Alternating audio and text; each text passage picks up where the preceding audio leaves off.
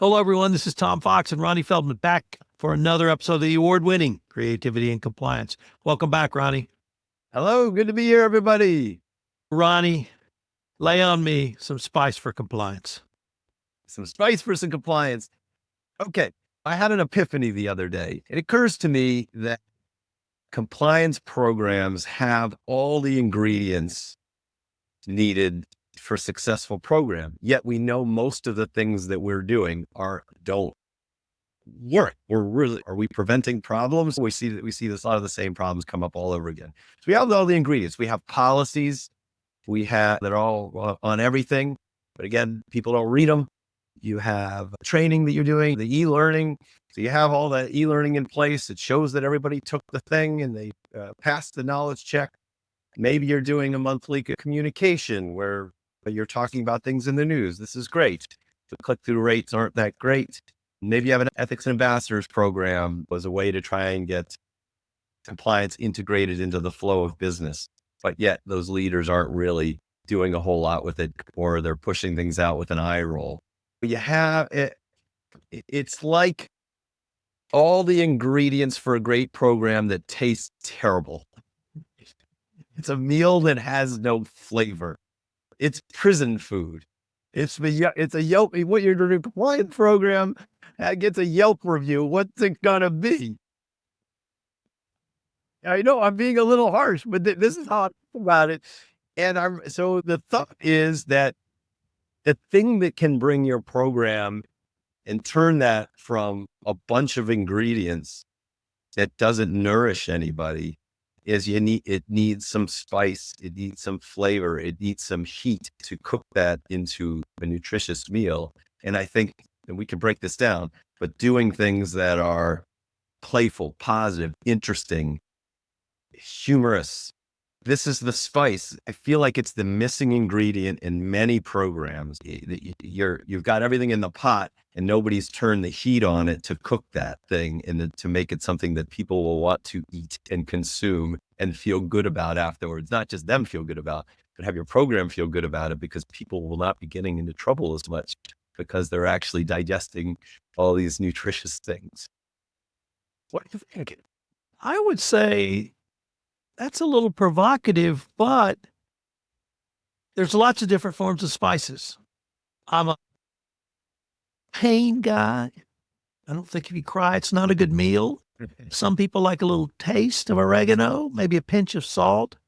But I'm trying to explore with you, what are the different ways to spice things up? So is it a catchy 30-second ad on the corporate compliance radio show?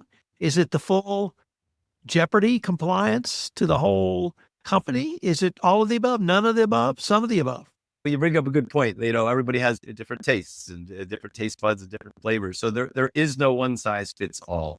But let's go point by point about the different kinds of functions. Policy, we write codes of conduct for companies. We help companies write better policies. AI can write a policy for you now. The problem with those policies is they're not anything that anybody wants to read. And it's a known secret that people aren't really reading those things, right? We send it out and they have to read it and acknowledge it. So policy doesn't have to be like your habanero, whatever, but it should be written in a way that's positive and helpful and easy to digest, right? Simple, easy, actionable, positive. Where you can get more creative is, I always argue that the compliance programs they're inverted the wrong way, right? We start with the policy, and then we start with a big training on that policy. And then maybe we do some communications, and then maybe we give something to leaders to disseminate. I really think it should be inverted. We start communicating more frequently. And if you want people to digest these communications, they should be provocative, interesting. They should be a good story. It could be a jingle. It could be a Jeopardy game. It has to have some entertainment value so that people learn the muscle that this is something that they could consume, but want to consume. So you'll get your higher click-through rates on your monthly email. You can measure that. You get more access to the policies, and then those policies are more helpful. You can measure the access to policies. For your training, I think we all would love to do more live training. So for live training, they always say my favorite quote from the John Cleese, the main significance of humor is it gets people from the closed mode to the open mode faster than anything else. Playing a fun commercial, playing an interesting story, having some gamification, many of those things will get people to learn things and remember them. If you're doing an e-learning, let's make it as simple and easy as possible. And the longer it gets, the more you need to add some more entertainment value, interactivity, drag this, drop that, some self-awareness. Half my trainings start off with, while I'm taking this training, I'm going to be A, folding laundry, B, playing music in the background, C, making a sandwich, D, actually paying attention to this training and engaging. You're calling out the fact that we know that they're not paying attention. And by doing that, they actually will pay attention. So for the e-learning, you got to find some way to spice it up so that they're unexpectedly delighted by it. And last but not least, if you create something that is provocative and short and simple and fun, the jingles that you've seen me make recently are as a good example of that. A leader will play that during a Zoom call, no problem, because it makes them look good. If you give them a nice, fun snack, they will then pass those snacks forward without going, okay, you got to take this medicine now. I got to do it too. No, they'll be like, it's for you. Check this out. So again, to me, this is all about unlocking the potential of your program. It needs some spice. There's not one spice that everyone likes. That's why variety, you got to shake it up. I really do think these things that we're talking about are the things that can be the connective tissue that makes your program more digestible. And then guess what? People will come back for more meals. Well, and that's exactly the next point I wanted to move to, Ronnie, because if you make or use spice to make it tasty, could one of the impacts be that people want more and they come back? Or I'm going to use the word engage. Will they engage with compliance more often if they find value because the spice is giving them a reason to come back? Yeah. And of course, and that to me is the biggest goal of all, right? Like they're going to learn a little bit. You have to teach them that you are a resource that is helpful to them. It's the most important thing. I feel like you and I talk about it, but the training isn't the thing. The thing is they know, oh, let's go talk to Tom. He'll know. And then when you want them to do that, it's the Maya Angelou quote. People don't remember what you say. They don't remember what you do. They remember how you make them feel. So I feel like this is the main goal of compliance is to be a trusted, supportive resource and teach you that you're responsible. We're here to help you. And by giving them a regular dose of healthy snacks helps that case along. And you're hoping they learn along the way. An apple a day is another metaphor in this food analogy, right? You're doing a healthy fruit snack, an apple a day keeps the corruption away or whatever. I don't know.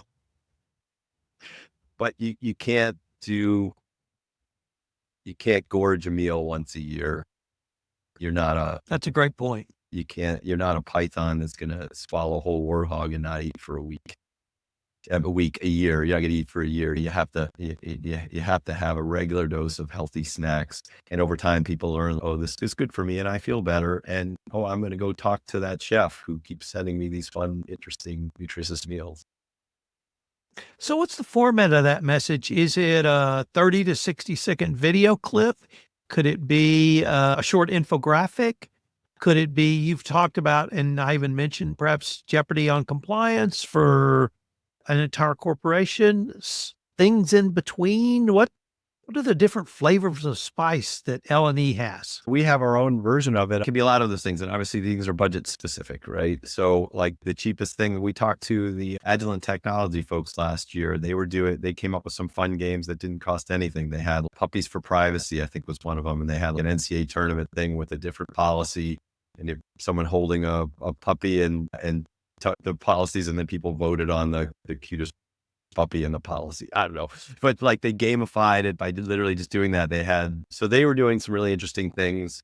changing lyrics to a song, making contests and things like that, and involving people. So to me, those are like, it takes some creativity and thought, but really they got other people involved because they made it fun and they were able to reach a lot more people.